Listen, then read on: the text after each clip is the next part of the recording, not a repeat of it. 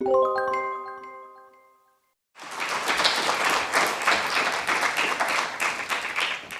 it really is a very, very special pleasure to introduce tonight Helen Langa.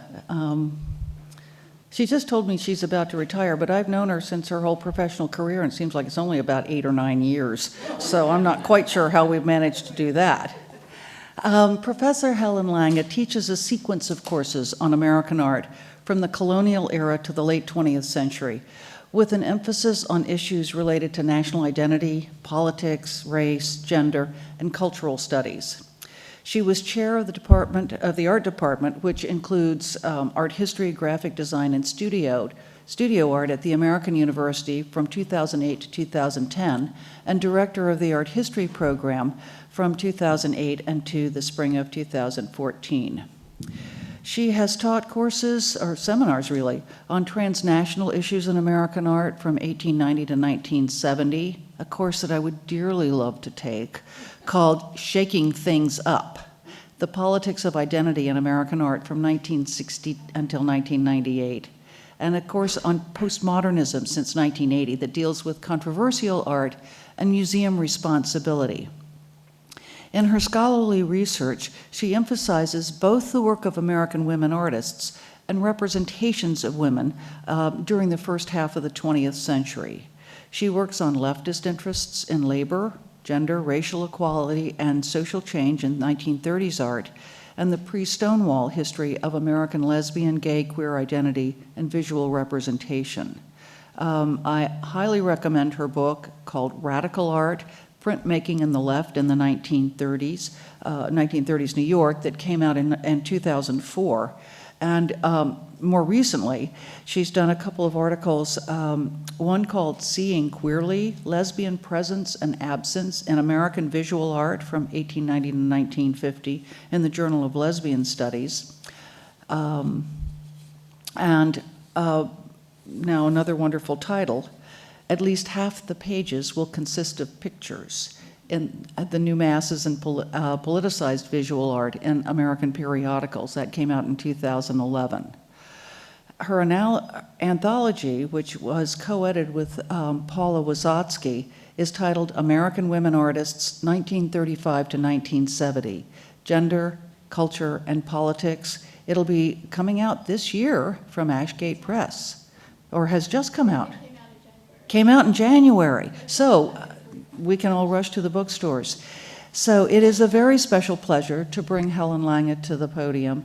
Helen has been sharing her insights and wisdom with us, and especially her wonderful sense of humor for many years now. Helen.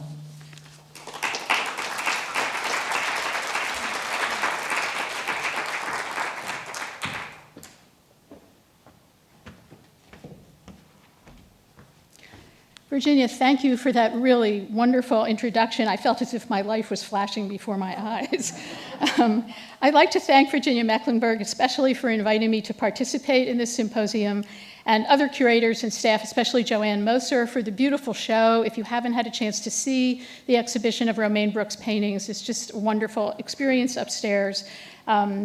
I would also like to acknowledge a few forebears for me as a scholar of lesbian art. T. Corinne's pioneering research on lesbian artists, Joan Byron's early slideshows on lesbian artists that inspired me to kind of copy what she was doing, and the many feminist and queer studies scholars whose work has influenced my own. While I will not cite those works extensively today, they have been essential in my research and thinking about these issues. I would also like, as Sandy did, I would like to dedicate this talk to the victims and survivors of the Orlando gay nightclub attack. So, while Romaine Brooks, Natalie Barney, and other women in their friendship circles were celebrating sapphic love in Paris, there were a number of artists whom today we might call lesbians working on this side of the ocean in the late 19th and early to mid-20th centuries. However, the cultural context in which they framed their careers were shaped much more negatively by the complex social imagination that defined gay and lesbian identity in America as predominantly deviant and dangerous. What was possible in Paris in the more bohemian and permissive atmosphere that characterized that particular cultural moment for lesbian expatriates is suggested by Romaine Brooks' now well-known 1923 self-portrait, and also by photographer Berenice Abbott's 1927 images of lesbian members of modernist Parisian literary and artistic circles, such as writers Janet Flanner and Jane Heap, and you've seen the Flanner portrait before. This freedom of self-expression was not generally available to artists in America, who typically did not create works with any overtly recognizable form of lesbian iconography. This has unfortunately led art historians all too often, until very recently, to elide the full significance of their personal relationship choices in discussions of their artistic works and career decisions. I think most of us would agree that deep information about artists' lives and careers should be part of the larger American art historical record. And of course, the Smithsonian and the Archives of American Art has certainly done a great deal to forward that, since every artist's life story has some bearing on what she or he produces. For women artists, lesbian relationships facilitated a number of valuable possibilities: the empathetic emotional support of a female partner, the experience of shared resistance to patriarchal expectations of women's domestic roles, as well as cultural homophobia, and the sharing of daily and long-term life responsibilities versus the economics and stress of going it alone. At the same time, most American lesbian artists had to deal with cautiously shaping their professional careers through some form of self-silencing. And these decisions continue to be significant issues for art historical investigation. Naming historical women artists, I keep checking to make sure I'm really getting the right image. Naming historical women artists as lesbians or as having had significant lesbian-like experiences continues to be viewed as somewhat problematic even today. Some feminist and queer studies scholars have objected to the term lesbian itself. They argue that this word and its conceptions are essentialist and both too broad and too limiting.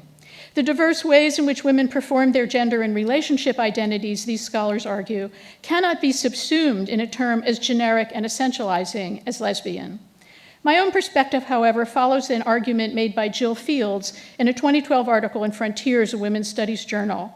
She wrote, quote, "The strategic deployment of essentialism, a concept suggested by Gayatri Spivak and understood not as an inherent and fixed biological quality, but in relation to women's experiences, habits, practices, and positionality, remains a necessary risk to challenging the status quo. I agree that without some unifying terminology, we are left with no way to articulate the histories of women who explored lesbian-like relationships within the confining social constraints imposed by the homophobic cultures of their times. Yet many late 19th and early 20th century women who were social activists, teachers, intellectuals, and artists, whose lives were shared with long-term female partners, or whose biographies reveal other relationships that might signify what today we would call lesbian-like identity, would most likely not have used the term lesbian for themselves either. This was true for Molly Dewson and Polly Porter, a lesbian couple shown here with their friend Grace Hutchins in a picture possibly taken by Hutchins' partner, Anna Rochester. All four women were political activists in varied organizations during the first half of the 20th century. Yet these were decades in which medicalized discourses deemed people who express same-sex desires to be inverts or deviants, labels that, as historian Lillian Faderman has argued, white professional class women who loved other women generally resisted as not referring to their lifestyles. And I'm sure to a certain extent that would have been true for the women in the aristocratic circles that Sandy Langer and Sylvia Kahan are talking about also. This was also true for women with lesbian inclinations who gained access to the education required for a professional career in the visual arts. These women were predominantly white and sought to achieve middle class or higher social status through professional success. Some of those who embraced visual signifiers of identity that were seen in their own time as coding lesbian interests, such as masculine tweed jackets, seriously close-cropped hair, or obvious cross-dressing, frequently left the US for Europe, where, as we have already heard, more diverse artistic communities constructed spaces for diverging forms of gendered self-expression. The freedom of those European spaces is suggested here in photographs of a rather butch-appearing Gertrude Stein, at least in her upper torso and hair, and her femme life partner, Alice B. Toklas, and another image of Stein with the American art critic Elizabeth McCausland, taken when Stein arrived in America in 1934 for the opening of her opera, Four Saints in Three Acts.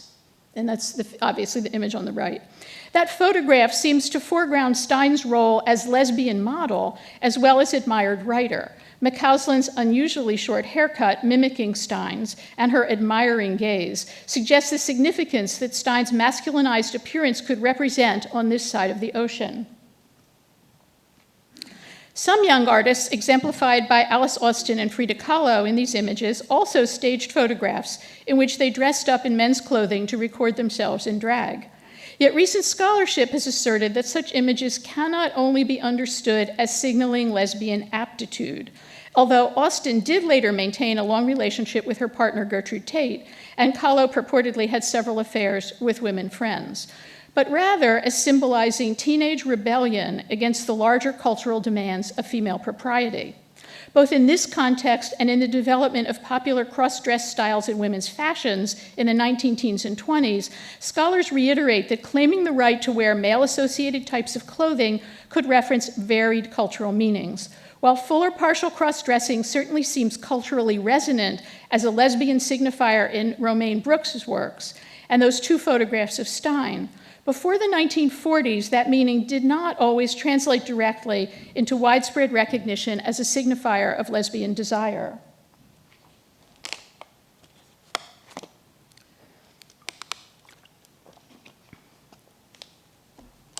My own research suggests that American visual artists, whom we might identify today as lesbians, frequently sought to mute such visible codings of personal style, at least in relation to lesbian identity, in order to pursue their desired careers, especially during the late 19th and early 20th centuries, as Kirsten Swinth has shown in Painting Professionals, Women Artists, and the Development of Modern American Art. Women artists were first challenged by male peers to assert professionalism through academic training and the deployment of conventional skills, but then those abilities were undercut by masculinized codes of modernist artistic experimentation and self-expression. For women who wished to compete in the shifting terrain of artistic modernity, the game had to be played through visual strategies that asserted both feminine propriety and respectability, or exploited modes of bohemian innovation through visibly alternative costume and hairstyle choices. In Boston in 1898, Ethel Mars and Maud Hunt Squire first presented themselves as polite young women, as you can see on the left. But after studying in Europe, they returned during World War I to live in the artist community of Provincetown, Massachusetts, where they wore more avant-garde clothing, as seen here. After returning to France in 1921, friends noted that they dyed their hair unusual colors and adopted extreme modernist outfits, for which, sadly, I have no images. Women artists who were involved in varied types of lesbian relationships typically resolved the cultural challenges presented by that identity by doing work that could be seen as equal to that of their male and female peers, while keeping public understanding of their personal identities contained within sympathetic social circles, or later in the 1950s, those in which homosexual difference was an allowable bohemian form of self-expression. In this context, while any artist can choose to portray any subject or any form of abstract imagery, the desire to avoid self-revelation may have acted as a limiting constraint on some lesbian artists' works. This was particularly the case, I suspect, in relation to the representation of nude female bodies. Romaine, obviously, is a case unto herself. A subject that early 20th century heterosexual women artists, such as Marguerite Zorak, found useful in signaling their new sexual and sensual freedom as avant-garde modernist new women.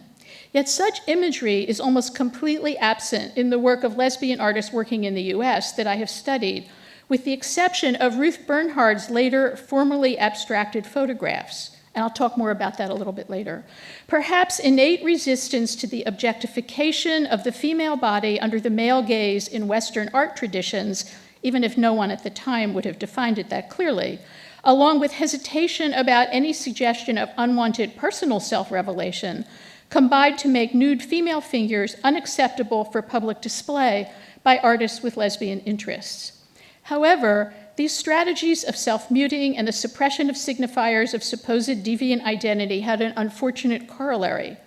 Over the decades from the late 19th to the mid-20th centuries, many American women who had female life partners or who explored other forms of same-sex affiliation or desire typically destroyed or edited out most evidence of such affections in their letters and memoirs. Searching papers in archival collections is often, but happily not always, a challenging experience for scholars looking to affirm the importance of their relationships to their personal and professional histories. We end up too often commenting on what is missing rather than what might more positively inform our research. Oops. Okay. The lack of affirmative historical documentation has also influenced recent publications focused on gay, lesbian, or queer artists in America. Lesbian artists are poorly represented in the sections of these texts on art created before 1970. In the case of Richard Meyer's Outlaw Representation, published in 2002, or Gavin Butt's Between You and Me, Queer Disclosures in the New York Art World, 1948 to 1963, which appeared in 2005, both authors acknowledged that their overall focus on gay male artists was the result of a lack of published information on lesbian women, and unfortunately, I think that's partly my fault. But in the catalog for the ambitious and innovative Hide-Seek exhibition organized at the National Portrait Gallery in 2010, authors and curators Jonathan Katz and David Ward cited only 2 women typically identified as lesbian for the period before 1970, Romaine Brooks and Berenice Abbott. The much more expansive 2013 text, Art and Queer Culture, edited by Catherine Lord and Richard Meyer, which addresses European as well as American artists, included 8 American lesbian artists working before 1970. But since the author's focus was on art that foregrounded queer imagery, the numerous women who assiduously avoided such material remain invisible. I would therefore like to do 3 things in the rest of my talk today. I will present a rather brief historicized overview of a few of the women who can be positively identified as artists with lesbian interests before 1970. Second, I will consider the impact of homophobic and derogatory values evident in the larger American social imagination, which typically led such artists to protect their professional careers by keeping their lesbian interests muted in public. And third, I will consider how alternative forms of scholarly investigation might allow us to discern potentially hidden meanings in some lesbian artists' works, and I will illustrate a few examples of reading suggestive details of image to discover their lesbian content. Sorry.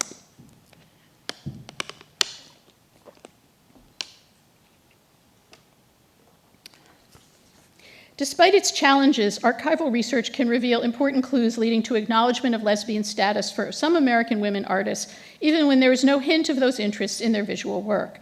Frances Benjamin Johnston, for example, began her career as a professional photographer in the late 19th century, and she created numerous highly respected images for varied commissions, including the scene on the right of sailors tattooing each other on an American naval vessel, which happened to be in the harbor of a city in Italy where the American ambassador asked her if she would take these photographs. It's very interesting. Her well-known self-portrait photograph on the left, in which her self-presentation certainly flouted conventional feminine manners, makes no reference to any romantic interests, but it certainly suggests her humorous defiance of heteronormative propriety. Her reluctance to marry was also not typical of women of her class in the late 19th century, but neither does it offer conclusive evidence of lesbian inclinations. However, Johnston's biographer, Bettina Birch, discovered information in the artist papers that does support an assertion of lesbian affections, drawing on letters that document Johnston's multi-year relationship with a woman named Mattie Hewitt, also a photographer, who became for 5 years her live-in assistant and partner. Their relationship was somewhat tumultuous. After they separated in 1917, Johnston vowed never to form another romantic connection. She continued to build her very successful professional reputation by working for the national government, various organizations, colleges, and businesses, and soliciting portrait, architectural, and garden commissions. And it breaks my heart not to show you lots of photographs or works of art by all of these people, but we just don't have time. It is somewhat easier to assert the lesbian-like identities of 2 turn-of-the-century artists whose lives were shaped by a long-term affectionate and professional relationship, Ellen Day Hale and Gabrielle DeVoe Clements. Both were painters and printmakers who developed professional careers. Their relationship began in Boston in the late 1890s, but they found it difficult to work out a fully shared domestic partnership. Instead, as dutiful daughters, they lived for many years with one or both of their parents. Eventually, they were able to enjoy a joint summer home and studio on the Massachusetts coast. They also traveled together in Europe in the winters to gain material for their prints and paintings. These works emphasized romantic and picturesque European and American landscape subjects, as you can see in the two prints on the screen, and were exhibited professionally in numerous venues. Clements also painted murals for several churches, and Hale taught art to young women. Building on the popularity of the etching revival movement from the 1890s into the 20th century, these images, according to Kirsten Swinth, reveal their adoption of newer printmaking techniques as seen in Clements' color etching and allowed them to support themselves for nearly 50 years.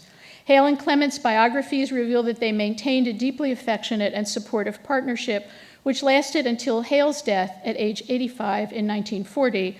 Clements died in 1948. Sorry, did I do that? Sorry. Another artist who benefited from a long relationship with one romantic partner was photographer Alice Austen, a pioneer of street photography in New York City in the 1890s. Austen, who began photographing at age 18, was described as stereotypically athletic and resistant to typical feminine pursuits, and according to historian Anne Novotny, quote, never seems to have considered marriage, unquote. Again, traits that suggest, at the least, resistance to normative feminine life patterns. Unlike Johnston, Austen worked as an amateur, and her independent income allowed her to focus on photographing her friends, working-class people in the city, and the changing appearance of Staten Island around her home. She rejected new pictorialist ideas and instead emphasized the energy and vitality of the people and scenes that she represented. In 1899, Austen began a close relationship with Gertrude Tate, a teacher who lived in Brooklyn, and this partnership lasted for 53 years. Tate lived at home to care for her mother and siblings after her father's death, but she and Austen went to Europe together every summer between 1900 and 1917. Only after her mother moved to an apartment could Tate move in with Austen when she was in her mid-40s and Austen was 51. Once they began living together, Novotny notes, Tate was in charge of the kitchen, but Austen made her a breakfast tray and brought it to her bedroom every morning, and they were described by friends as, quote, naturally complimentary, unquote. I would argue that the breakfast tray, in addition to other biographic details, suggests quite clearly, at least to me, that their relationship was one of lesbian romantic affection as well as friendship. Two other women artists whose careers and enduring relationships spanned the turn of the century were Ethel Mars and Maud Hunt Squire. They met in Cincinnati in the 1890s and remained together for the next 50 years. After studying painting and printmaking techniques in France from 1902 to 1914, they escaped World War I by moving to Provincetown, Massachusetts, where they joined other artist printmakers who were doing experimental work in this avant-garde art community. After the war, they returned to live in France in an artist colony near Vence. Mars and Squire break the mold of modestly minimizing their unconventional identities. Friends claimed that after they returned to Europe, Mars dyed her hair purple and wore orange lipstick, while Squire sometimes had half her hair dyed red and the other side black, predating the current vogue for exaggerated hairstyles that denote resistance to social heteronormativity. Gertrude Stein's poem, Miss Skeen and Miss Fur, published in 1922, supposedly depicts these two artists, and Stein repeatedly used the word gay to describe them. While this did not have the conventionalized meaning ascribed to it today, it was already a code word used by some homosexuals, although most likely not yet understood by general readers of Stein's work. From the 1920s through the 1940s and later, my list of lesbian artists includes several more professional photographers who benefited from long-term relationships with women. In these partnerships, they typically shared not only affection and living arrangements, but also intellectual and social concerns that enlarged the possibilities of their art making. Berenice Abbott stands as a particularly interesting figure in this context because her early portrait photographs made in Paris depicted members of the gay and lesbian literary world, such as Sylvia Beach, who with her partner Adrienne Monnier ran the Shakespeare and Company bookstore and published James Joyce's startlingly avant-garde novel, Ulysses. Abbott learned photography in a short stint as Man Ray's assistant in Paris before she opened her own portrait studio.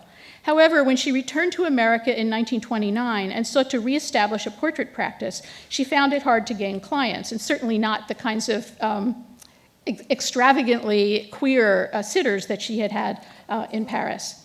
At the same time, she was fascinated by the dynamic transformation of the city as older, picturesque, and functional buildings were torn down to make way for modern skyscrapers. And she eventually made her American reputation through her innovative formalist depictions of urban imagery.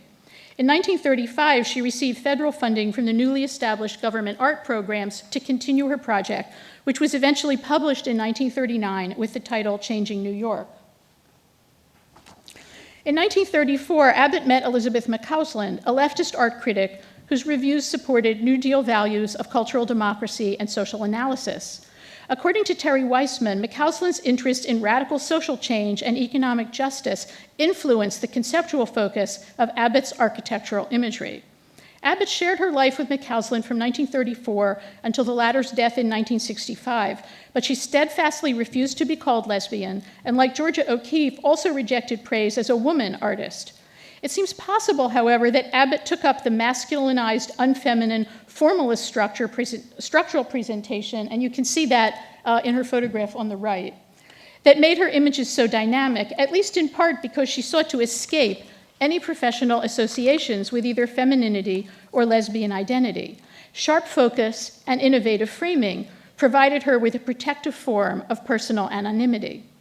According to Weissman, Abbott and McCausland each affirmed that the other was, quote, her closest friend, best critic, and most important intellectual influence, unquote. And several people observed that Abbott kept a picture of McCausland next to her bed for the rest of her life after the latter's demise. This would seem unlikely had the relationship not been one of romantic love, as well as supportive friendship. Is it now possible to affirm this in our scholarship? Is it disrespectful of Abbott's wishes to use the term lesbian when she herself refused it? I don't have an answer for that right yet. I do, I'm calling her a lesbian. The relationship of another pair of women, one of whom was a successful professional photographer, Laura Gilpin, can also be traced through archival documents.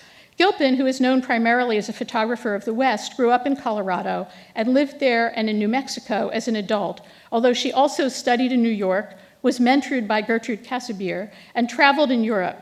Her landscape photographs often demonstrate her boldness in choosing locations whose navigation required some athletic prowess, as you can see in both of those photographs on the right. And these works were also admired for their poetic expressivity.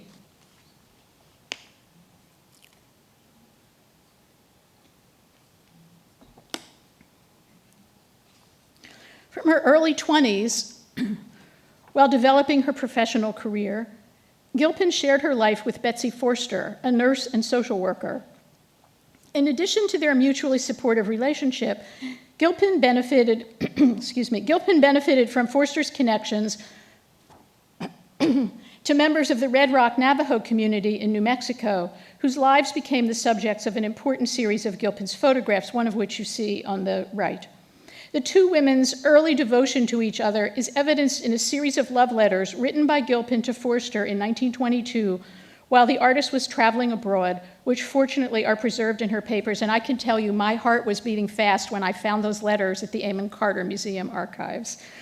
The two women's, letters exchanged later by Gilpin with her close friend, sculptor Brenda Putnam, also frequently mentioned Forster with the understanding that their relationship was a continuing, closely connected partnership. Unfortunately, Gilpin and Forster had to deal with frequent separations caused by their work obligations. In 1947, they were finally able to, quote, set up a household together after a close and supportive friendship of almost 30 years, close quote, according to Gilpin's biographer, Martha Sandweiss. Yet the word friendship used here makes me grit my teeth. Published in 1986, Sandweiss's biography, titled Laura Gilpin, An Enduring Grace, still evidences the reluctance of scholars at that date to acknowledge that this relationship was not just one of comradely friendship, but also of intimate affection and probably also erotic connection. Evidence of that level of connection might also be adduced from several of Gilpin's photographs of desert sand dunes, whose gentle curved shapes evoking women's breasts are subtle and open to interpretation, but significantly different from images of sand dunes created by male peers, such as Edward and Brett Weston or Ansel Adams. Where the men seem to approach this subject as offering dramatic opportunities for abstract pictorial design, Gilpin's images seem to suggest a very different quality of sensual delicacy and tenderness. It is not accidental, I would argue, that they were made at two of the moments when Gilpin and Forster were closest. The first in 1921, when they had just fallen in love, and the second in 1947, when they were finally able to live together in an sustained closeness. The next women I will discuss present variant lifestyles to the model of a single sustained long-term relationship, but their life stories also suggest committed lesbian-like affections and identities. Clara Siprel was another successful professional photographer, primarily making portraits and pictorialist-style landscapes, like you can see three of her works here. She shared her life sequentially with three women, Jessica Beers, Irina Krabarov, and Phyllis Fenner. In each case, the women lived together, traveled together, and the relationship lasted for multiple years. While there is no hard evidence from letters or other data that these were erotic or even fully romantic relationships, neither is there any evidence that they weren't fully engaged life partnerships, especially Siprel's final 38-year connection with Fenner from 1937 to 1975. It's just a long time to have one roommate, you know? Siprel's biographer, Mary Kennedy McCabe, suggested that Siprel lived a bohemian and unrestricted life. She smoked pipes and cigars, drank bourbon, drove fast convertibles, and liked to wear dramatic clothing and jewelry. Her emotional connections with these three women must have supported her independent personality while also facilitating, or in the case of Krabarov, complicating, her social and intellectual life. They disagreed about Russian politics. Ruth Bernhard compiled an even more varied litany of romantic involvements. She informed her biographer, Margaretta Mitchell, about her sequential affairs with multiple women, which included at least one sustained 10-year relationship, although her last partnership, which lasted 32 years, was with a man. Bernhard was also unusual in addressing the female nude as one of her primary subjects, yet she asserted to Mitchell, I'm sorry,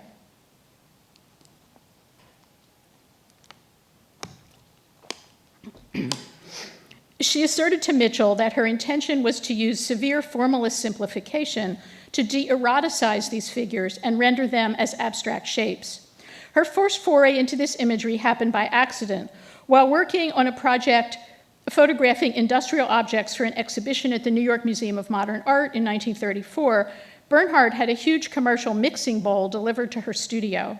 A friend who sometimes modeled for artists happened to be there and suggested posing in the bowl. Both thought this was funny, and you can see the result up there on the screen. Bernhard made 3 exposures and was delighted with the result, but she didn't follow up on this interest until she became friendly with Edward Weston a few years later and became critical of his approach to photographing the female nude. Bernhard told Mitchell that images of female bodies by male photographers always suggested to her an underlying quality of, quote, seduction and connection, unquote, whereas she aspired to make images that would be purely formal and abstract, or as she stated, quote, a picture without desire, unquote. Perhaps by turning her female nude models into abstract shapes, Bernhard was able to take on a major theme explored by her male peers while divorcing her photographs aesthetically from her social life. To the extent that any images of the nude human body can be fully separated from a subliminal evocation of sensual identity, Bernhard generally achieved her goal in these geometrically abstracted forms. However, the tenderness evoked by the touch of one woman's hand against the other's back in the photograph titled Two Forms seems to prove the difficulty of fully achieving her intended goal. Nell Blaine, Betty Parsons, and Sonia Sekula differ from the artists I have discussed so far in that they have each been acknowledged in recent scholarly writing on the 1940s and 50s as having lesbian interests, although they didn't make it into those books. But again, there is virtually no evidence of those interests in the works they created, with the exception of a few late works by Nell Blaine, which I'll talk about at the very end of my presentation. Yet Blaine's life story suggests that 2 significant relationships with women were deeply important to her emotional well-being. Blaine arrived in New York in 1943 at the age of 21. She studied with Hans Hofmann, joined American abstract artists, and gained early attention for her strong formalist geometric abstractions, which you can see in that image. Then in the 1950s, she switched to a more painterly style, again, as you can see in her landscape near Oaxaca from 1957. She continued this pictorial strategy for the rest of her career, despite almost losing the ability to paint professionally after contracting polio in 1959, as the disease left her permanently disabled. Despite having to use a wheelchair, she was able to regain sufficient use of her right hand and left hand and arm to return to painting, and she rebuilt her career with persistent determination. In her monographic study on Blaine, published in 1998, Marta Cassaway recounted the artist's lively friendships with other young New York artists and musicians, and her marriage to a male jazz musician, which was quickly annulled with no reason given in Saway's book. Art historian Gavin Butt notes that Blaine typically wore pants and several layers of t-shirts and never carried a purse. Anyone in here who's a lesbian knows those are clear indications of lesbian identity. All heteronormative characteristics that could be interpreted as signifying lesbian identity, although no evidence of Blaine's early relationships with women have been documented. Saway charted Blaine's close connection with two women after her bout with polio. The first was a British, I want to say respiratory, because that's what the Brits would say, nurse, Dilys Evans, who met Blaine in Sinai Hospital just as she was beginning to recover and lived with her as nurse and companion for the next 6 years. When Evans had to leave the US for a year because of emigration restrictions on her visa, Blaine went with her, and they traveled together and painted in England, Europe, and the West Indies, and the painting on the left, Dorset Gardens, was made in England. Blaine did need skilled assistance to manage her daily life routines, but Saway notes that she hired aides to perform this work, and her relationship with Evans was one of emotional as well as logistical support. When Evans decided to return to England in 1966, Saway writes that Blaine was, quote, distraught over her departure, unquote. Later the same year, Blaine was introduced to Carolyn Harris, a young artist from San Francisco, and Saway explains that after a few visits, Harris moved to New York, and they shared their lives for 29 years until Blaine's death in 1996, although they kept separate apartments and studios.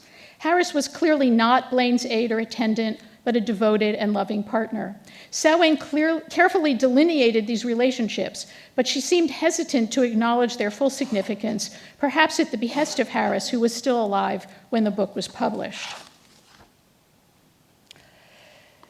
The reluctance of scholars to name such artists as lesbians seem grounded in multiple complexities. Some of them I have already outlined, relating to the use of the term itself and to issues about being so identified in an art world still framed by varying degrees of both homophobic and misogynistic hostility. To better understand the larger context which frame this dilemma in art historical writing, I return briefly to these images of lesbian activists, artists, and critics in the 1930s.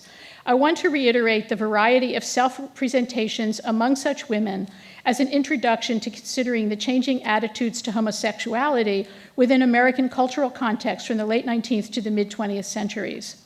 In my title, I referred to these contexts as the social imagination to emphasize the constructed nature of perceptions manifested in public discourse in variously complicated ways. Social anxieties throughout much of the 20th century have linked lesbian identity with fears of overly masculine women, psychiatric dysfunction, and unpredictable sexual predation.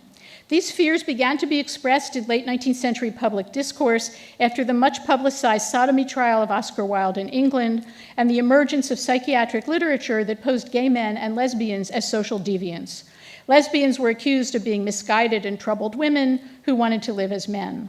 At a time when concepts associated with the emerging ideals of new womanhood were challenging established relationships of dominance and submission in heterosexual couplings, the threat of any further destabilization of gender differences was viewed as intensely problematic. For example, anxieties about women's threatening adoption of masculine social roles were enlisted in anti-suffrage campaigns in the 19-teens and found expression in numerous early 20th century anti-suffrage cartoons.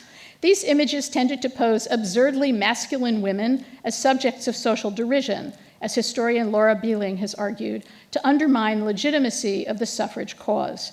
However, such humor, and it is funny, also degraded the identity of women who felt romantic love for other women, since it implied that their feelings were socially bizarre and unacceptable. Psychiatric theories developed by Freud and gaining popular attention in the early decades of the century also identified gay men and lesbians as deviant inverts who manifested characteristics of the opposite sex, leading them to suffer both inner anguish and social hostility.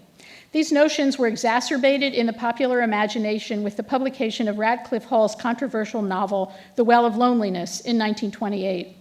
Concerns about deceptively feminine lesbians who preyed on innocent female victims also emerged in the 1920s and were exploited in several theatrical productions in New York, including Somerset Maugham's play Rain in 1923 and a Broadway play titled The Captive in 1926.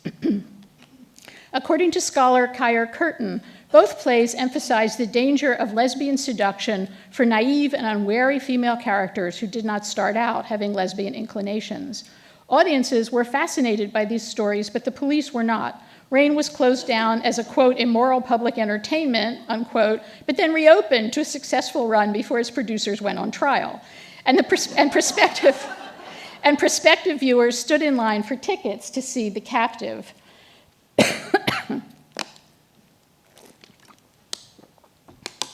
The popularity and notoriety of these plays suggests the tensions surrounding issues of lesbian freedom from male control in relation to changing mores associated with new womanhood. It seems telling that one theater critic noted wryly that Greenwich Village was full of such women. The meanings associated with cross-dressed women and lesbians in American films made between 1910 and the mid-1930s also changed during those decades, as outlined by Laura Horek in her 2016 book, Girls Will Be Boys, Cross-Dressed Women, Lesbians, and American Cinema. Early films, it seems, presented tomboy cowgirls and featured stories about mistaken gender identity, resolved, of course, through heterosexual romance. By the late 1920s, parallel to theatrical productions, films began to characterize cross-dressed women as devious lesbians, and Horek argues that the homophobic bias in these stories became increasingly legible to viewers. Lesbian identity was increasingly associated in the late 20s and early 30s with dissolute European cabaret life and media publicity about actresses such as Marlene Dietrich and Greta Garbo, who wore men's clothing in private life and didn't contradict rumors of their homosexual affairs, also shifted public perceptions further towards suspicion of lesbian identities. However, the history of attitudes towards lesbianism is filled with contradictions, and these decades were no exception. In urban and alternative artistic communities such as New York's Greenwich Village or Provincetown, Taos, or Carmel, California, women were exploring concepts of liberated new womanhood and egalitarian ideas about freedom in sexual relationships. Some of those women experimented with what I have called lesbian escapades, experimenting with bisexuality while maintaining the social privilege adhering to their heterosexual partnerships with men. The prevalence of such exploratory ventures into lesbianism, as well as long-term, previously unacknowledged relationships, has been documented in recent biographies of women such as Eleanor Roosevelt, Margaret Mead, and Ruth Benedict, and numerous other early 20th century women. While there is no proof of an intimate relationship between Georgia O'Keeffe and Rebecca Beck Strand when they traveled together to New Mexico in 1929 to visit Mabel Dodge Lujan, this photograph certainly hints at some emotionally meaningful experience, suggested by O'Keeffe's excessively wide smile and Strand's hand on O'Keeffe's thigh, a physical familiarity not usually typical for women in non-sexualized friendships. The complexity of public attitudes toward lesbianism was intensified by the introduction in the early 1940s of a new genre of cheap, salacious novels known as pulp fiction. These paperbacks featured detective, mystery, and romance themes, and the latter included stories of lesbian seduction and betrayal. The narrative emphasis of the text, predominantly authored by men, followed the model of 1920s plays by portraying lesbians as stealthy, predatory, deceitfully perverted femme fatales who seduced innocent normal women but eventually met their downfall through rejection or suicide. Patricia Highsmith's 1952 novel, The Price of Salt, on which the recent film Carol was based, maybe some of you saw it, published under the pseudonym Claire Morgan, that's why her name isn't on the cover, represented a courageous effort to revise the tragic endings typical of these works. Despite the contrast between earlier concepts of inappropriately masculinized butches and the slyly feminine predators of the theatrical and pulp fiction universes, both conceptions serve to reinforce the sense of cultural threat that lesbians supposedly presented to heteronormative assumptions in the social imagination. These contradictory cultural currents soon became even more complex. During World War II, the opportunities to meet other women in military service, combined with pulp fiction narratives that made lesbianism visible to people outside dissolute urban centers like Greenwich Village, created an expanding awareness of a shared identity that set the stage for the nascent gay rights movement of the 1950s. However, after the war, gay men and lesbians were confronting the terror of real or threatened outing by Joseph McCarthy's Congressional Investigatory Committee, and post-war purges of homosexuals from the military and government institutions were announced in the media. Thus, for the artists themselves, and for scholars, gallerists, and critics, to publicly identify someone as gay or lesbian was still viewed as a potential insult and a serious threat to be strictly avoided. This photograph with Nell Blaine and John Ashbery dressed in campy parodies of elite feminine and British boyhood attire, she's on the right, which was taken at a 1949, well, my partner asked me which one is Nell Blaine. I was like, oh, I don't know. It's like, I thought I better specify. Which was taken at a 1949 Halloween party in Blaine's studio, suggests another contrasting shift in attitudes. According to Gavin Butt, by the late 1940s, younger members of bohemian art circles in New York and California were beginning to view homosexuality as a somewhat problematic but not unwarranted form of sexual self-expression. Butt suggests that a factor in Blaine's early success may actually have been her connections with a diverse crowd of both gay and straight artists and musicians on the margins of high art society, which eventually led to her acceptance at the gay-friendly Thibaut Gallery and positive critical recognition.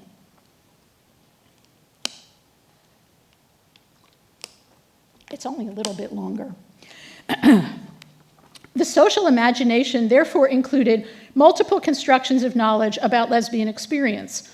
Popular media and medicalized discourses continued to frame gay and lesbian identity as psychiatrically and socially deviant, and this led to demands for censorship and exclusion.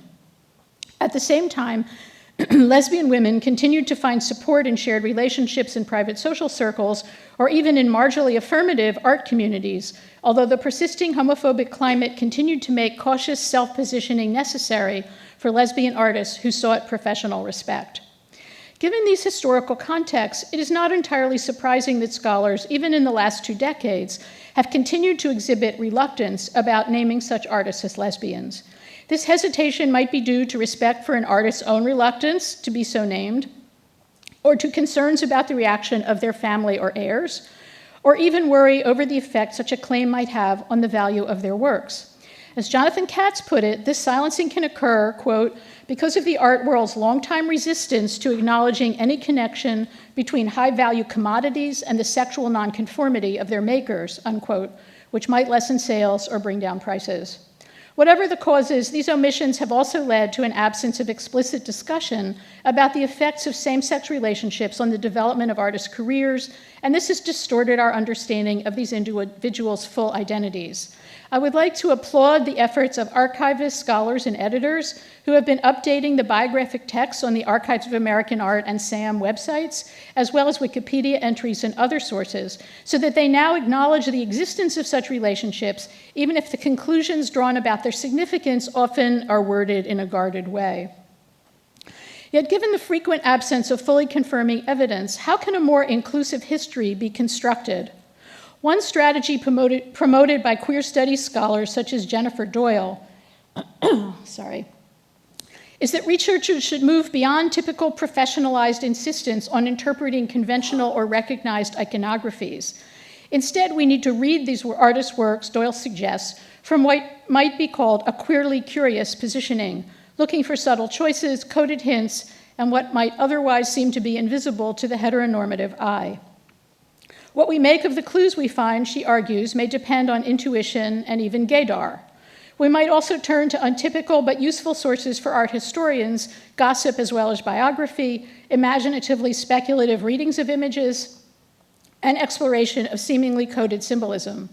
This strategy requires searching out not only what women wanted the public to know, but that which they revealed only to good friends, and that which they sought to keep hidden, and whose evidence they later destroyed, as well as being on the lookout for artist play with innuendo and humor. So in the spirit of Doyle's suggestions, I will conclude this talk by briefly discussing works by two artists who I argue use a delicate insider joke in one case and coded symbolism in the other to reference their lesbian partnerships. The first image comes from Laura Gilpin's oeuvre, a 1930 photograph of a tabletop game titled simply Dominoes. Establishing its significance requires a little background information. In 1930, Gilpin and Forster made an automobile trip to visit ancient Indian ruins at the Canyon de Chelly. When their car ran out of gas in a remote desert area near Chinle, Arizona, they slept overnight in their bedrolls. Gilpin then left Forster with the car and all her camera equipment and walked 2.5 hours back to a trading post to get more fuel. The trader's wife drove her back, and Gilpin was relieved to find Forster playing cards with a group of friendly Navajo men. Cards and other games such as dominoes were easy ways in which people camping, visiting with friends, or unexpectedly passing time with strangers might spend several hours. Yet the unusual arrangement of the tiles in Gilpin's image may also convey a hidden meaning. Dominoes is a matching game, like to like. Players draw sets of dominoes by chance, and double tiles are only slightly more valuable than mixed ones. But in this particular game, the visible foreground tiles are all matched doubles, while the visible tiles in the background set are all unmatched. Since Gilpin did not usually make photographs of games, could this image offer up a private, playfully coded illusion? The game and the foreground tile group could both be read as a visual affirmation of Gilpin and Forster's lesbian relationship, like to like as the basis for the game itself, and then paired double tiles with matched numbers, symbolizing their love and shared commitment as a couple. It is not unreasonable to imagine that this was a little visual joke in the context of a loving lesbian relationship, thematized in coded visual form at a time when more overt references were as yet visually unrepresentable to the public. A different kind of coded reference can be discerned in several still life paintings by Nell Blaine. In the 1970s, and I know this exceeds the dates of my talk, but I hope you'll understand. In the 1970s, Blaine began to include a signifying device in some of her images that might allude to her ongoing domestic and artistic partnership with Carolyn Harris. Blaine's earlier still lifes tend to show tabletops with limited objects, perhaps a vase of flowers, a newspaper or book, or a bowl of fruit. And you can see that in both the photograph and the 1958 painting that it represents on the left. Once Harris was part of her life, Blaine began to include pairs of cups or glasses in some of these scenes, as you can see on the table in Summer Interior by Gloucester Harbor 2, painted in 1971. While Blaine was exceptionally sociable and often entertained visitors, these paintings do not show multiple glasses or cups, suggestive of many people consorting around a table, but only cups in pairs. The paired cup motif is also visible in these two works, painted in 1972 and 1979, and several others dating into the 1980s. Blaine painted many other types of still lifes and landscapes, all filled with the painterly brushwork and intensely observed coloristic relationships that typify her work. Yet this paired cup motif recurs in enough of her paintings that it seems reasonable to deduce that it has a specific meaning. It functions as a subtly coded signifier of her ongoing relationship with Harris, a small but significant way of asserting the importance of their paired connection. In this talk, I have presented accounts of some of the American women artists whose life stories document long-term lesbian-like partnerships or sequential relationships, or suggest transient lesbian escapades. While I am slowly building a longer list of these artists, I recognize that my compilation is necessarily narrowed by the social constraints shaping who could afford to claim art as a vocation, get training, travel abroad, and create a professional career with very little economic assurance of success. The exclusion of artists of color from the white dominant environment of fine arts professionalism in these decades has left a significant racial gap in the historical record of lesbian artists. However, despite these constraints, I believe our art historical narratives still need to become more probing and complex. If we look for the subtle resonances between particular women's self-presentation, personal history, professional works of art, and coded self-revelation, and work more deeply in the archives, the closet doors of homophobic evasion can be opened more widely. It was not just in Sapphic Paris that American lesbian artists created successful professional careers. Thank you.